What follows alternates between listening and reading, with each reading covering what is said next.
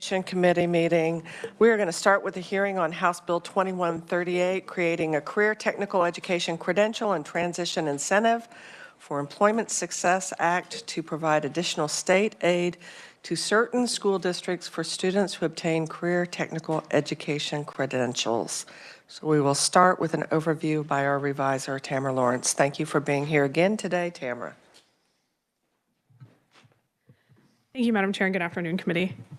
House Bill 2138, as amended by the House Committee of the Whole, would, as the chair said, create the Career Technical Education and Transition Incentive for Employment Success Act. The bill would provide payments to school districts, community colleges, technical colleges, or the Washburn Institute of Technology if they offer career and technical education and have high school students who obtained an approved industry-sought credential. The payments would be subject to appropriations and determined by the State Board of Education based on the number of students enrolled who obtained an approved credential in the preceding year and the total cost of assessment for each credential obtained at a reimbursement rate of 120%. The State Board of Education and the State Board of Regents would jointly approve a list of industry-sought credentials after consulting with the Secretary of Labor, the Secretary of Commerce, and representatives of industries that recognize CTE credentials. The bill would take effect on July 1 upon publication in the statute book, and I'll be happy to answer any questions. Committee, what questions do you have? Could you talk to us about what was the multiplier factor? 120% or 1.2. You can see that in line 27 on the first page of the bill.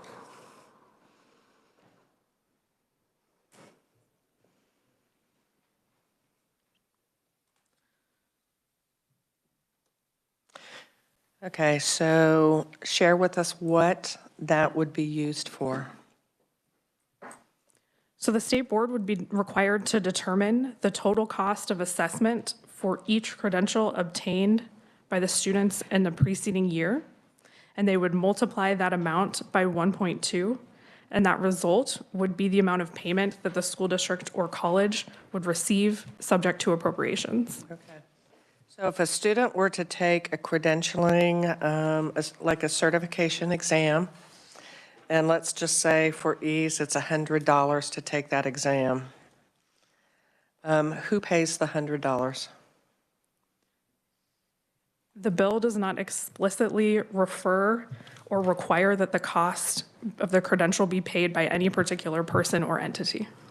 So that $120 that gets reimbursed to the school district or to the college, is that only if the student passes the credential exam? Yes, it does say who obtained a credential. Okay, thank you very much. Committee, yes, Senator Straub. Thank you, Madam Chair. Who determines the industry, the careers approved or the certifications, the approved list? Is it the CTE board?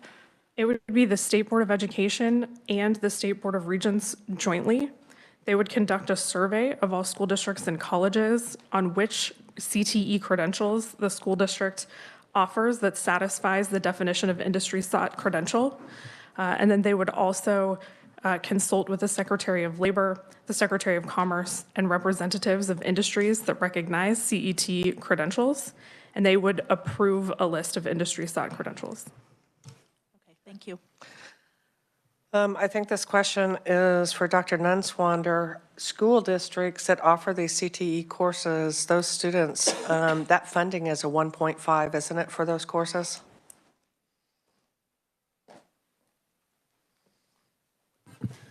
Thank you, Madam Chair. Craig Nunswander with the Department of Education. So the additional funding for career and tech ed courses that have been approved is a 0.5 funding. So they get the 1 for being there and then Yes. the additional 0.5. Yeah, they get the 1.0 for all other courses as usual, and then the additional 0.5. All right, thank you very much. Committee, I'm not seeing any other questions. So we will start with our proponent oral testimony with Heather Morgan, Executive Director, Kansas Association of Community College Trustees. Thank you, committee. Thank you for having me today. We are in support of House Bill 2139 that would allow high schools or colleges to be reimbursed for paying for these certificates for students. Kansas community colleges provide about 77% of the technical education in the state, and mostly through the Senate Bill 155 program. As a reminder, the state pays the tuition for those Senate Bill 155 students. It is not always the K-12 school district who pays for the credential. In some cases, it may be the college. And so the amendment that was put on in the House said no matter whether the high school paid for the credential test or the college paid for the credential test, the entity who paid would be reimbursed. I think Senator Baumgartner brought up a point. The bill was a little bit silent on who pays. Obviously, you wouldn't want to reimburse an entity who did not pay for the certification exam 120%. The other thing to note is that the exam costs vary greatly. It may be as low as $20. It may be as much as $300. And so certainly it is not handled necessarily the same way across the state. And so there will be a fiscal note that goes along with this bill to pay for the credential tests plus the incentive. When Senate Bill 155 first came into being around 2015, there was a legislative provision that essentially gave school districts a $1,000 bonus for completion of those certificates. That's gone by the wayside for quite a few years now, and so this would essentially make sure that students who have no other means of paying this college or the high school could pay for the credential exam and then get a little bit of a bonus to do so. With that, I'm happy to stand for questions, and I'm going to have to go to a different committee. Right, and we know that you do need to go to another committee, so what questions do we have for Heather today? Senator Sykes. Thank you.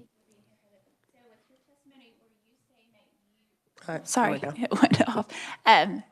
Were you saying in your testimony that you wanted the college or the high school to pay that fee and then be reimbursed? Whoever does pay the fee should be reimbursed. So if it's the high school should be reimbursed. If it's the college should be reimbursed, and it's not the same everywhere across the state. And are there times where the student would pay? Okay. Yes, and the student would pay. Probably the vast majority right now would be the student paying. So you would be proposing an amendment that whoever paid, student, high school, or? If the student, that's a policy decision for the student piece, but if the college, we want to make sure that if it's the college paying, that it's not the K-12 school district getting the money that the college paid. Thank you for clarifying. So it's quite an elaborate process as far as who would be consulted to come up with which credentials would qualify for this. So do we have any of the SB 155 courses that aren't going to lead to industry sought credentials? There is a list of industry sought credentials that have been vetted for a long time it's on the Kansas Board of Regents website, the classes that the credentials lead to. I think the question about industry sought is what is a high value credential? Is a first aid certificate a high value credential? That's certainly something that would lead up to a CNA certificate. Is a Microsoft Word credential? Certainly that's not a credential that Senate Bill 155 recognizes. Senate Bill 155 would recognize something like CompTIA, a higher level certificate that would be recognized in industry. So there is a list of currently approved sort of industry recognized credentials that are tied to Senate Bill 155 classes that if that was ever to be funded again, the $1,000 bonus, these certifications would qualify. Certainly that list could be considered rather than going through needing the Secretary of Labor, the Secretary of Commerce, industry representatives, KBOR, et cetera, to be involved. I think that that's a very similar group who does look at that list annually already, and the Senate Bill 155 list might be a good place to start. Other questions, committee? You are free to go. Thank you. For being here. Next up, we have Representative Michael Murphy. He is here representing Kansas District 114. Welcome to committee, Michael. Thank you, Chairman, and members of the committee. Yes, Michael Murphy, 114th District. Just to maybe address that a little bit, we talked about that in committee, about the coming up with that industry sought deal is something that's coming at the federal level. It's going to be recognized, and so we were wanting to kind of get ahead of that a little bit. And there are a number of credentials, while they don't hit the 5 high value, they are industry sought and they do lead to jobs. And so that was the reasoning behind adding that in there on top of it. But basically, a year and a half ago, Cleveland McCory, who's going to be testifying a little bit later, came to me with the idea that became this bill. It became clear early on that there were many high schoolers across Kansas who are stuck in a difficult situation when they're planning their future. They're not going to be going to college, and they need to try to figure out how they're going to take care of themselves. Some do want to go to college, but they might have to work to get through. Others aren't going to be able to go at all, or they're just not college material. And then jobs can be hard to find if you don't have some sort of a credential and proper training. I personally know a number of kids in our district. We're a very, very rural, very small district. And these families are very poor, and they won't be able to afford this. And the kids won't even ask. You know, the kids aren't going to ask, hey, would you pay $50 for my test? Because they don't have the $50. There's a lot of jobs in rural Kansas right now that require a certificate. They don't fit the definition of high value, but they are industry sought. I think 2138 will help fill this gap, helping young people enter the workforce while helping employers obtain needed workers. Building our workforce will pay dividends well beyond the small price of these certificates. I urge you to favorably pass 2138, and I'm ready to stand for questions at the appropriate time. Representative, do you have another committee that you are to go to? I can wait. We can go ahead and ask you questions. Okay, that's fine. If Yep. that works. That works, yep. Okay, committee, what questions do you have? Senator Petty? Thank you, Madam Chair, and thank you, Representative, for being here. So in your testimony, you talked about the not fitting the definition of high value, but are industry sought. And so could you, so that, I guess that's would be why you've got industry sought in the. Right, and that's a new term that's going to be coming in 2024 or 2025. I'm sorry, what? Is that industry sought, is that coming in 2024? I think, yeah. I think at the federal level, that's going to be a new term that they're using. And so we wanted to kind of, we used that as a way to determine, let's say a forklift operator. Kid might be going through training, gets that certificate, that's not considered high value, but he can't get the job without it. And so this is the sort of thing that, in other words, the industry needs that, but it's not recognized by the KBOR SB 155 list. And so we added a list basically to help fill that gap. So so with this terminology, then you are looking for not just an addition to the Senate Bill 155 list, but a totally different list? I don't know if it's a different list or if they're melded together. I'm not sure how that's all going to fit. I'm not sure. I think it'll be probably determined on the Board of Education and KBOR and Department of Labor and everything, how they actually do that. Thank you. Other questions? Okay, Senator Straub. Thank you, Madam Chair. Thank you, Representative Murphy. If you could give us a couple other examples of certifications, maybe that would help the committee understand kind of what this bill does. Well, I'm not terribly well versed in all this, but you know, like CNA and there's some other things like that enable somebody to get in and you start looking like a teacher's aide, something like that. There's a certificate for that. There's ways that, in other words, I think Cleland was telling me earlier about a young lady who became an assistant and then realized I enjoyed doing what I'm doing and did that for a couple of years, and now they're going on and they're working on getting their teacher's certificate. And so, while that's not an industry sought, I mean not a high level or a high value certificate, it's one that may lead to filling a shortage that we have now. And that person probably never would have just jumped right into college. It gave them that gap in between. CNA was the same thing, going to nursing or medical school. Okay, we refer to that as laddering, and you know what? I would say that would be considered, like this, your examples are high value and high demand. What they aren't is high pay. Well, And that's why in this committee, we have repeatedly emphasized that the focus should be on high value, high demand. right. And so CNA, though it only requires 5 credit hours to get through, I think that would fit in. But share with me, I am not familiar with any school district that offers forklifting. I don't know. Cleela, do you understand? Well, we'll finish with that, Okay. and when you get up to testify, we'll ask you questions, okay? Okay, you can go ahead. Okay. Yeah. I'm not, like I said, I'm not, I know she told me a story about somebody who had to go through that, but I don't know where that was. So what I'm not seeing in this bill, there's not a requirement for who is to pay for the certification. And you shared that you know of several kids that have not paid for certification. Right, so it Do didn't we get paid for. have any quantifiable information as far as the number of kids that are eligible to take a certification exam but haven't? Probably could get that from her in a little while, but she did tell me, I think they did a little test in Deerfield. And they had, of the 12 kids that took the class, one got the certification. And so they did a little test. They offered, the next year, they offered to pay for the certification. And I think 12 of 13 did it. And so that was just one small example. Okay. Committee, I'm not seeing any further questions. Oh, I'm sorry, Senator Gossage. Thank you, Madam Chair.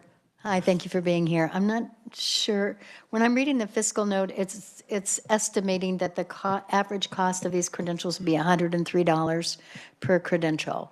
And I heard that Heather's testimony that varies. Right. Depending. And these are, quote, highly sought jobs. I'm wondering why the industry isn't helping to give scholarships or pay toward these credentials. In some cases, they are. The problem we have, of course, we got a large rural area. You know, we represent an area that's, you know, all the schools are 1A. And, you know, so it's a pretty small area. So the jobs are few and far between, and maybe the person who's got the job opening, that's just a little much for them. I don't know all the details, but I do know that who is it, the contractors have the Work Kansas program. So there are some things that are out there, and we welcome that, obviously. And once again, if that happens, then that takes us off the hook. Absolutely, you know, promoting it as much as we can. If the state is offering something, private industry doesn't step in and say, hey, state, we're going to take you off the hook. Thank you very much. No, that's always a problem. Okay. So what you are sharing with us, though, is Deerfield in the past has not paid for the certification. Most of the schools do not. Okay. I mean, some do in certain circumstances, but by and large, they aren't required to, and they don't do it. Okay.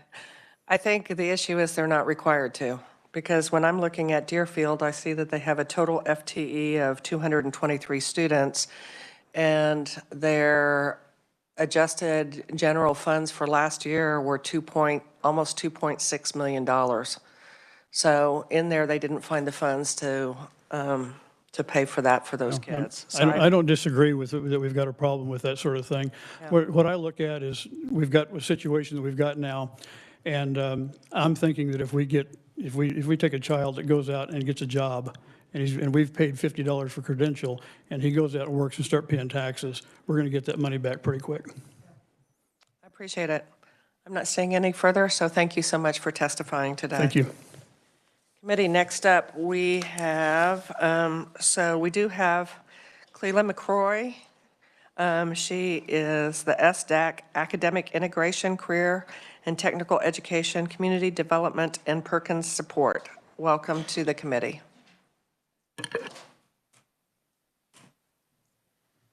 And is it Celia? Cleela. Yeah, so I said it right. Okay, Cleela. Yes, I'm Cleela McCrory from SDAC, and Chairperson Senator Baumgardner, Vice Chairperson Senator Erickson, Ranking Member Senator Sykes, and the Education Committee. Thank you for allowing me to testify today. And I provided the following documents, and I was sitting on the edge of my chair kind of, because when you were talking about some of the certifications, I thought there's a chart that'll help you guys with that I built based on labor market And here's what really got me into this is because I've seen so many kids struggle with being able to pay for college, and they run up a lot of debt. I'm one of those kids that was one of the first CNAs in the state. And instead of coming out with $10,572 of debt back in the 70s, so it's been a while, okay, I came out with $800 of debt. And it was because I got my CNA. I worked as a nurse aide and then got my CNA in 1977, in that first class of 10, and as a result, was able to work evenings, weekends, and not have a bunch of debt. So that's one reason I'd like to see this. Second thing, less than 20% of the jobs nowadays are unskilled. That means 80% need to have some type of skills, credentials, or post-secondary training. And I'm just telling you, it's really important that we help these kids get a credential, because if we do, they can use it to get further. I want to share with you a research study that I think will help you. Fordham Research Institute, they found that if a student gets an industry sought credential while they're in high school, their average annual income for ages 18 to 30 increases 10 to 20%. And the stat for Kansas was 18%, okay? At the same time, the Fordham Research Institute found that the students who get a credential while they're in high school are 1% more likely to take post-secondary programming in their future. Our senior class in Kansas is about 35,000, okay? And this is why I think we need this bill. Currently, the CTE-weighted funding is based on the number of CTE minutes for students enrolled on September 20th. The funding is based on seat time, not on results, okay? And a small percentage of students actually complete the associated industry certifications due to the cost. Also, some of the work-based learning experiences are now requiring a credential like OSHA 10 in order for the company to give the student a more complete work-based learning. We also know that large numbers of students do not end up getting a post-secondary credential or degree, and many who do end up with large amounts of school debt. And I can also tell you firsthand, a student who ended up on SSI, was on SSI for 6 years. I personally helped the student get a forklift credential. That's not on your high need list. But I helped that kid get a forklift credential. The kid is now making $22 an hour in Lyons, Kansas, running a forklift. And he's not drawing SSI. That's the kind of things that Representative Murphy was trying to refer to. Is in this bill, what I hope will happen with this bill is we will fund the high value credentials. We will fund the onboarding credentials, including kids that have special needs that need something. So I really hope we fund the credentials on the KBOR list, the credentials on the KSDE list, and credentials that are identified by local employers. Let me give you an example. You want to go to work at JCAM, you need a chemical safety, and you need Word and Excel for some of the positions. Word and Excel is not on the list, but they need chemical safety, Word, and Excel, and they can go and work in the lab processing some things, and it does pay a livability wage. I included in my testimony packet a chart like this. That's the top 41 jobs in Kansas. You'll notice there's some gaps because some of them do not pay a livability wage. This is the chart that I am working with school districts to say, hey, help kids get one of these onboarding credentials. Some of them are on the KSDE list, some of them are not. But these are the entry-level certifications that the kid needs in order to get into those.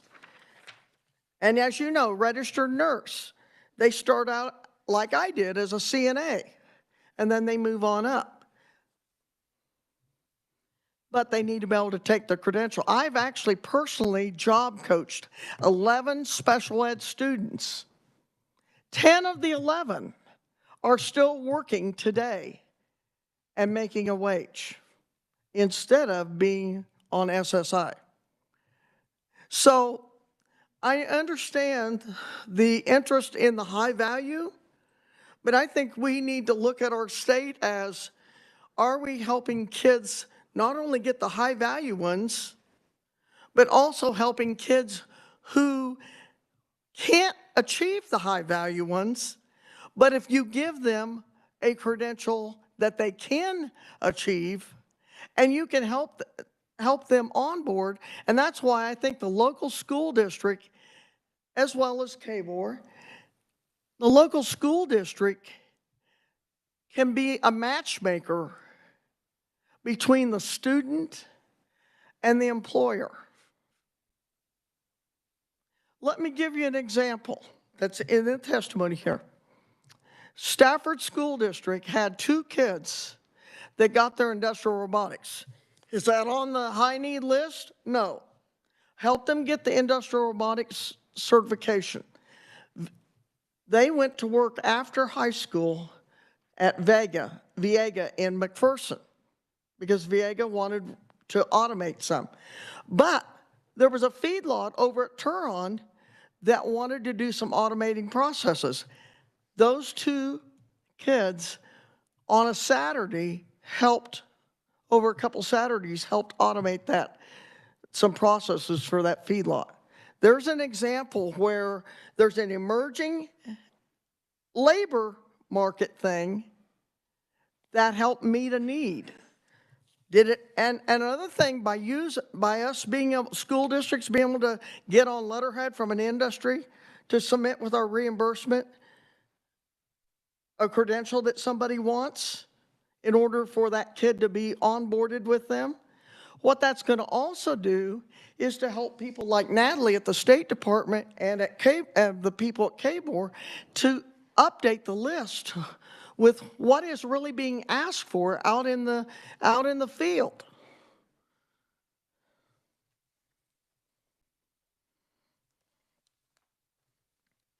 I wanted to also share with you the CTE study that was done.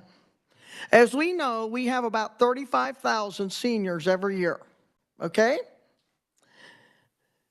According to the survey that was done, we had an average the last 3 years of 12,395 credentials, okay? You can do the math on that. That's about 1/3 of those seniors. And remember, credentials aren't necessary. There may be more than one credential. If you get an American Welding Society credential, you're talking 4 credentials for that level 1. So that actually counts as 4 on that. You see where I'm going with that? So I'm just saying, and I surveyed 41 school districts, and I'll make this quick, 41 school districts, 40 of the 41 do not fund credentials. One was Kingman, does fund credentials. The assistant superintendent told me, Max Clark, he said, Cleela, we dig deep, we do as much as we can do. If you get this bill passed, we'll be able to do even more. So I urge you to think about the KSDE list, the KBOR list, and the industry requested list from local industries. Thank you very much. Next, we have Dina Horst, Legislative Liaison, Kansas State Board of Education.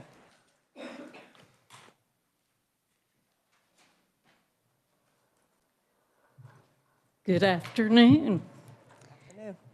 Chair Baumgartner, Vice Chair Erickson. Thank you. And Ranking Minority Member Sykes and committee members.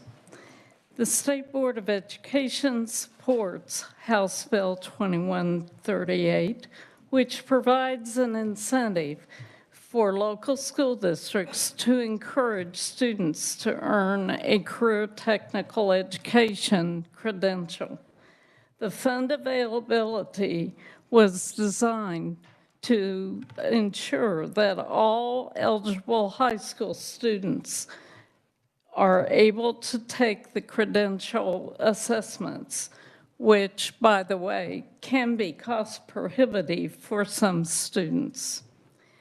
The bill was amended to include community and tech colleges, presumably because in some cases, completion of the career technical pathway involves the community and tech colleges.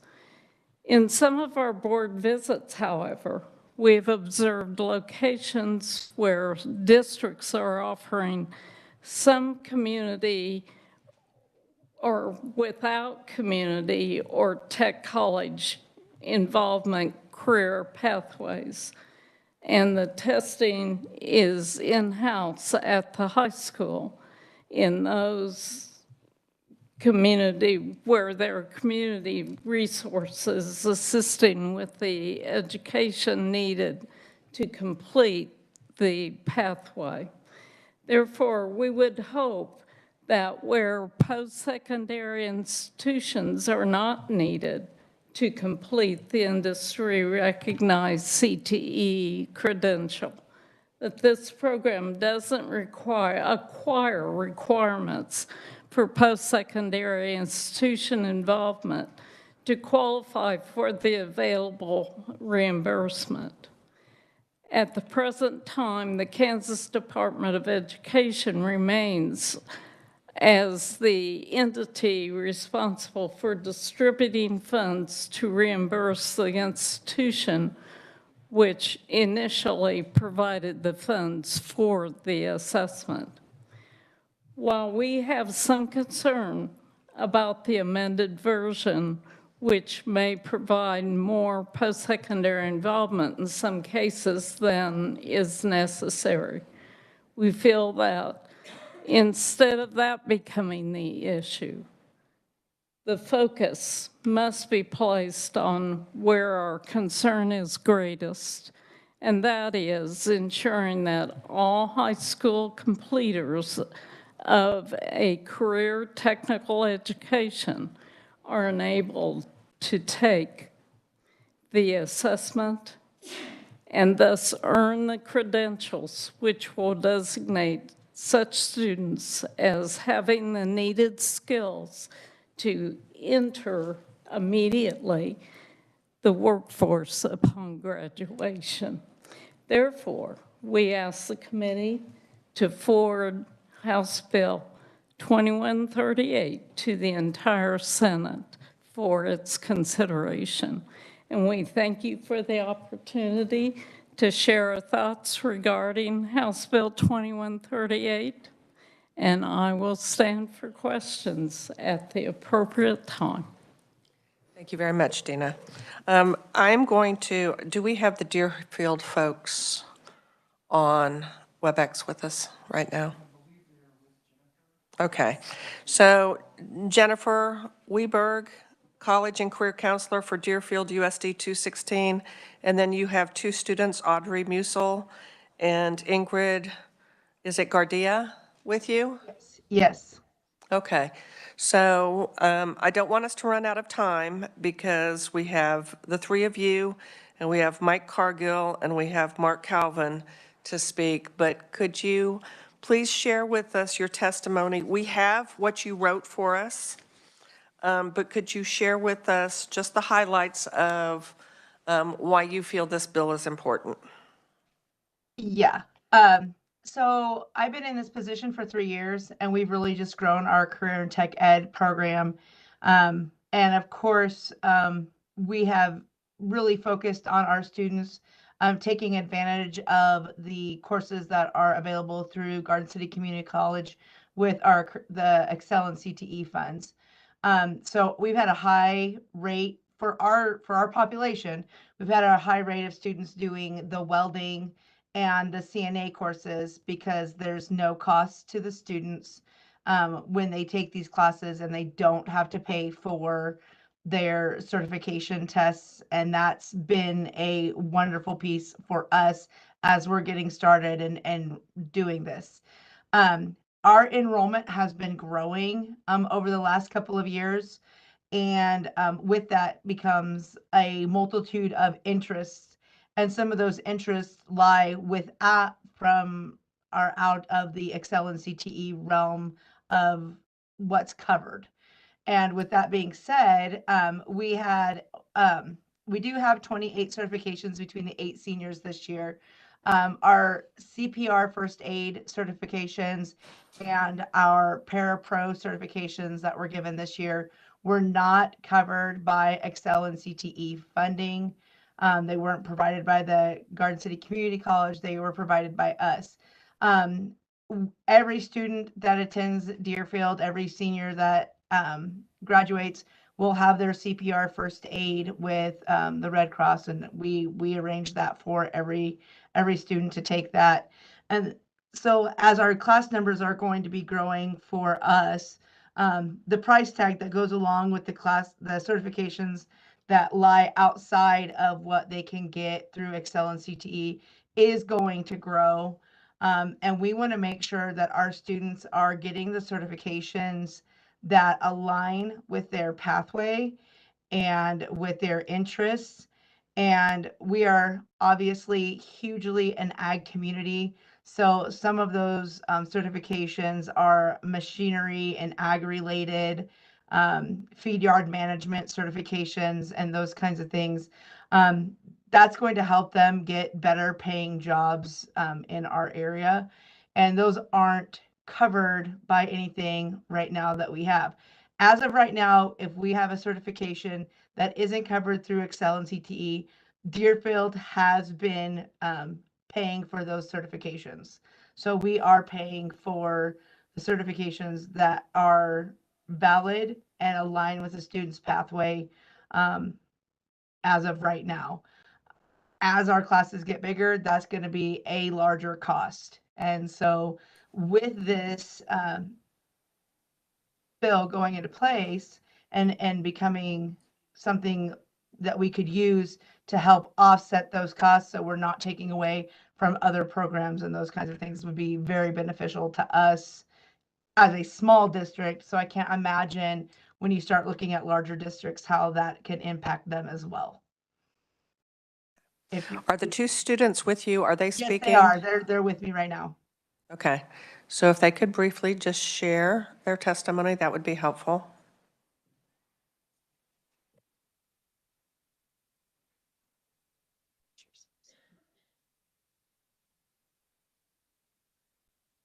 I'm Ingrid, and I'm a senior at Deerfield High School. Last year, I received my CNA certification with the community college, and I went to campus every Wednesday for the classes, and then I had clinicals also. After I got CNA certified, I started working in the afternoons and on weekends. And just this last semester, I started doing a work-based learning, which allowed me to go work 2 hours and just basically shadow other careers and learn more about the job during the day shift, which I was not used to because I would usually work the night shift. It also allowed me to find out that I wanted to become an ultrasound tech because I shadowed one of the techs at the hospital. So the certification helped me a lot with that.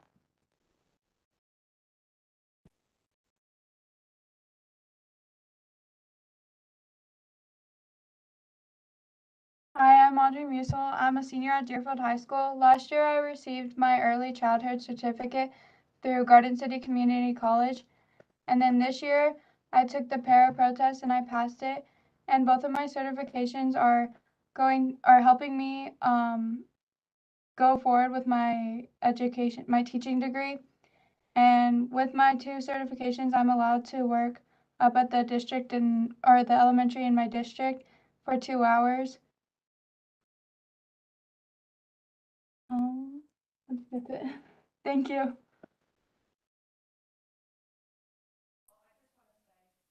I just want to say to Audrey and to Ingrid, we are so glad that you have had these experiences. I think that's really positive. So thank you. We are going to move on to our 2 other virtual. We have Mark Calvin, Site Director for ESDAC, Hayesville Learning Cafe. And Mark, are you with us? Yes, I am. Okay, can you leave, you gave us quite a packet, which includes information about the pilot program as well. Is that correct? That is correct. Okay. Can you I talk will, specifically to us about the House bill? yes. Okay. The House bill, part of this pilot was specifically about that House bill, and it was being able to get students with certifications on that list. One of the attachments is a list of the pilot, of the certifications we achieved during that pilot. All of those, or a majority of those, will be completed by April the 3rd. And also, as you can see on that sheet, a majority of those students will have either met with an employer, joined an apprenticeship, or they will have gone on to post-secondary. And that's something I want to clear up. Over the past year, there has been talk in different places about how I don't know, for some reason we're against students going to post-secondary, and that is absolutely not the case. And as Cleela pointed out, and as Representative Murphy pointed out, there's a large contingent of students that, for whatever reason, won't make it to post-secondary initially, but these certifications will allow them the opportunity to get to a position where they can, and more than likely will at some point. All of you can read this statement. I'm not going to read this word to word for you, but there are attachments there that will support the statements in my testimony. The biggest part about this that I want to emphasize very quickly is, if you look at House Bill 2138, lines 24 through 28 are the key part for us. This is the key part of this whole thing, is being able to allow local control. The state lists are great. Those are awesome. That helps us be able to see the in-demand statewide, what's going on. However, as you guys well know, in many regions of the state, there are local businesses and local communities, and like Jennifer pointed out, in Deerfield is primarily agricultural. It allows for them to be able to prove those certifications. It allows them to adjust in that region to what the industry needs at that time. And that allows the school districts and the post-secondary and all of those sorts of things to adjust it, and quickly adjust. And then we communicate to KBOR and KSDE about those adjustments, and they meet with their groups to make those adjustments. But it is not just a willy-nilly type of thing. They actually, the industry has to say, yes, this is of need, and there's documentation. That is really the key part, to keep from reiterating what everyone has already said about this bill and what you can read inside the packet. And I'll stand for questions. Thank you very much. And last up, we have, I've lost my sheet.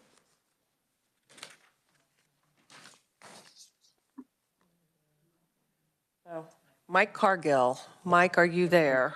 Yes, ma'am, I am. So Mike, First can of all, you let me start. I'm sorry. go right ahead? First of all, allow me to introduce myself. My name is Mike Cargill. I teach at Stafford High School in Stafford, Kansas. We're a small community, and I would just like to relay the importance of CTE programs and certifications in a small community. Over the past, I teach two pathways. I teach health science and manufacturing. Over the past 10 years, we provided a steady stream of CNAs to our local healthcare facilities and extended care facility and the Stafford County Hospital. We also recently have been approached by a local vendor or a local businessman who we help program a programmable logic controller. It's an electrical controller it's an automation controller. And that individual was able to secure a bid for the feedlot to automate the feedlot. And, you know, that was a bid worth $500,000 that stayed in the state of Kansas. And so these programs are valuable. And I'm just here to ask for your support on House Bill 2138. I'll stand for questions if you have any. Okay, thank you very much for those that have provided our in-person and virtual testimony.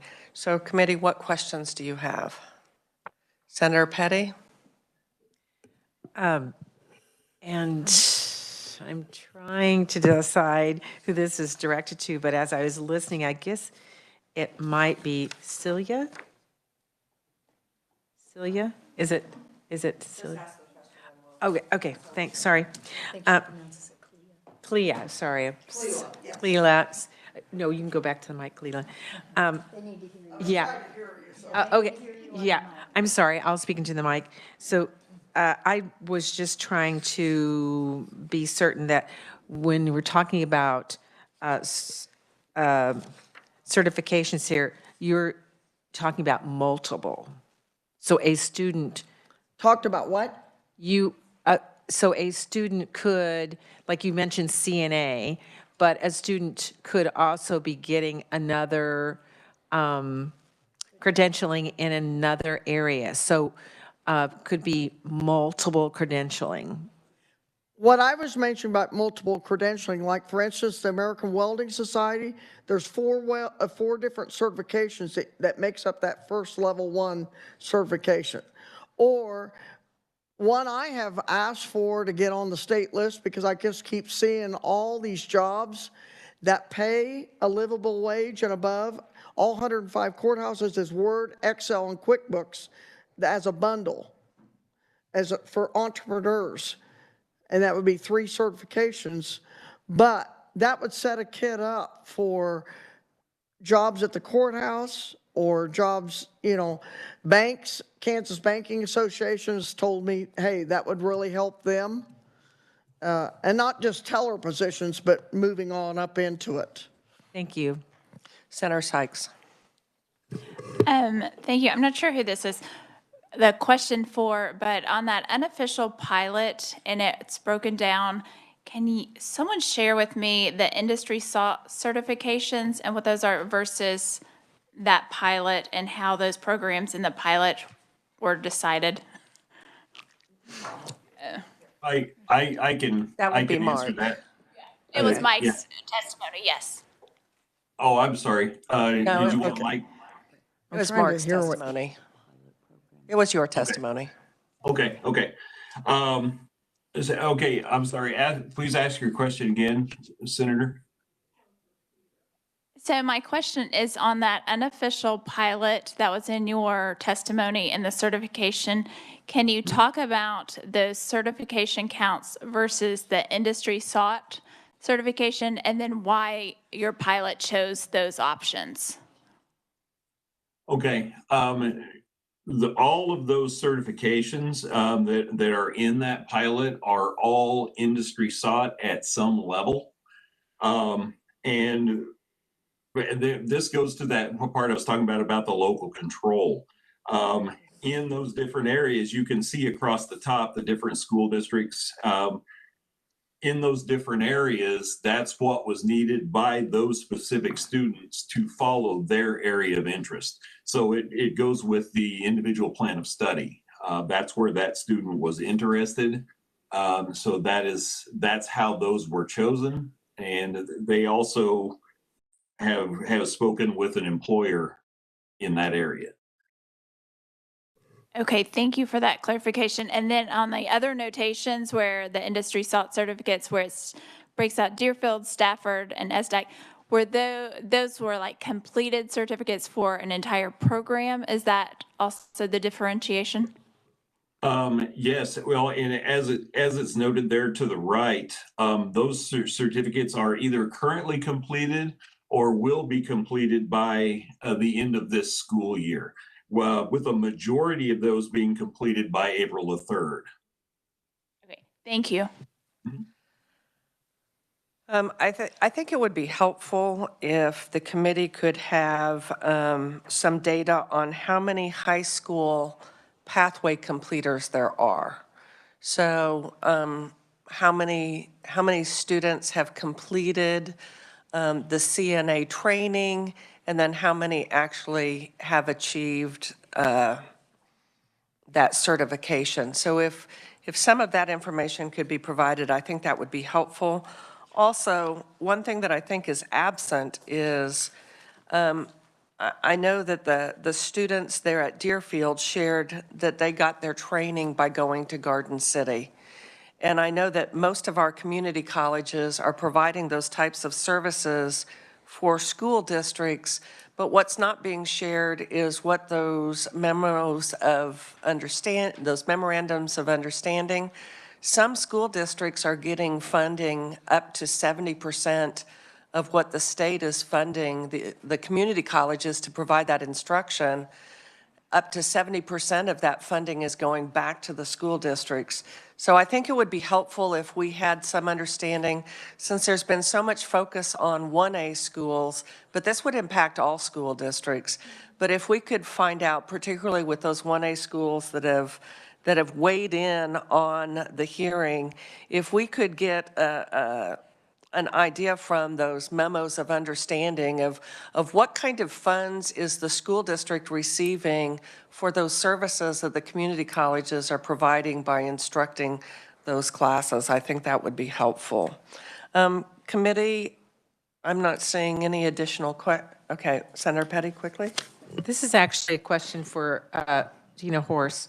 And you had made, in your testimony, you mentioned, Dina, could you come to the mic? And ma'am, you could sit down. Thanks. You mentioned about the amendment. You mentioned about the amendment that was offered in the House.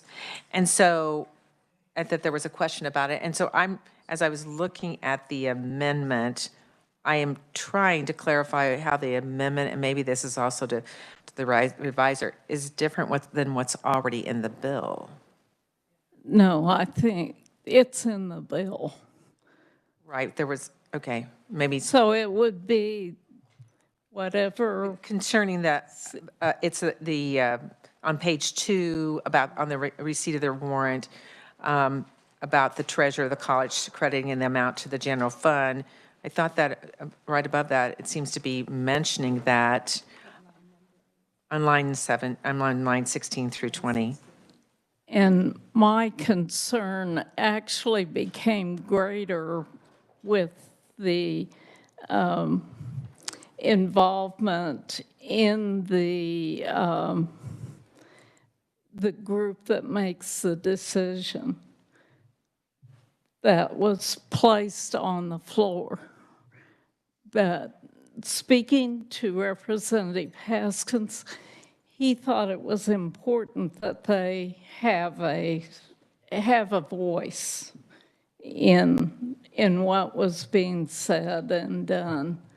And the way it sounds, maybe they already do have in another arena. So that. Completely lost whatever the pathway here. I'm So, that's sorry okay. that I confused So it. Tamara, maybe you could explain how that line 16 through 20 changes what was already in section D? Thank you, Madam Chair. So the bill, when it was originally introduced in the House, only pertained to school districts. The House committee included community and technical colleges and the Washburn Institute of Technology. So anything you see in the bill that is bold and contains no brackets was an amendment added by the House committee. And all of those reference the addition of the community and technical colleges. Anything you see that is in bold that has brackets around it, so that would be on page 1 in line 31, you can see where it added the State Board of Regents and jointly. And then at the top of page 2, there are 2 additional amendments. Those were both added by the House Committee of the Whole. And those changes included the Board of Regents in the determination of what is an industry sought credential. So what I'm seeing in bold, 16 through 20 was already there? It was not in the bill as it was originally introduced, but was added by the House Committee to conform with all of the other amendments with the inclusion of technical and community colleges. Okay, thank you. Any other question? Committee, I am going to close. Oh, I'm sorry. Senator Gossage. That's all right, I didn't Madam see your Chair. hand. Just a very quick question, maybe Tamara could answer. I'm just curious why 1.2? Why is it 100% of reimbursement plus 0.2? Who decided that? If the revisor knows, that would be great. I tried to clean that information also, but I am not the original drafter of this bill. I have no idea where that came from. there we go. It's just extra money going to the institution. So now I'm going to close the hearing on House Bill 2138. Committee, I had wanted us to work on, it's 2088, isn't it? Am I right on that? 2080 from yesterday, but I think we are so out of time, and so I'm going to call meeting adjourned. Thank you.